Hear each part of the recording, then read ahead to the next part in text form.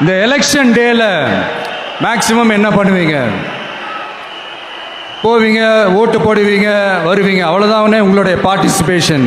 ஆனால் இந்த எலெக்ஷனில் நீங்கள் பங்கெடுத்துக்க போறீங்க. எஸ், உங்கள் வீட்டில் இருக்கிற ஒரு விஜய் தான், உங்கள் வீட்டில் இருக்கிற ஒரு விஜய் தான் வேட்பாளராக நிற்க போகிறாங்க. உங்கள் வீட்டில் நிற்கிற ஒரு வேட்பாளர்னா அப்போ உங்கள் வீட்டில் இருக்கிற மற்றவங்க எல்லாருமே வாக்காளர்கள் தானே. உங்கள் அம்மா, உங்கள் அப்பா, உங்கள் அண்ணன், உங்கள் தம்பி, உங்கள் சொந்தம் டிவிக்கே வேட்பாளர் அப்படின்னா அப்போ உங்கள் ஓட்டு விசில் சின்னத்துக்கு தான் எல்லாருக்குமே தெரியும். ஏன், நம்மளோட எதிரிகளுக்கு கூட அது நல்லாவே தெரியும். அதனால தான் நமக்கு எதிராக அவ்வளவு அவதூறு பரப்புறாங்க.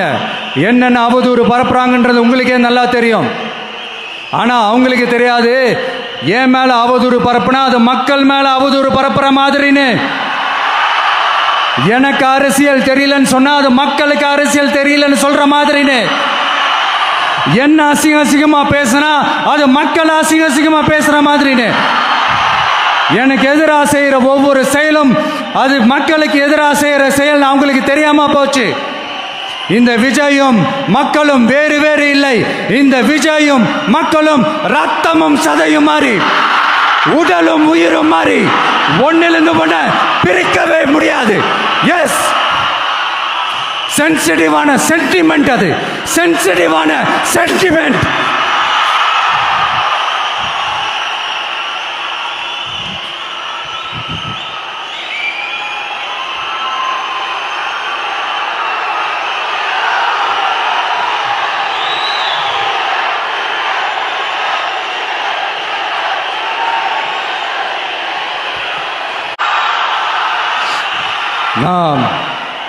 சாரி,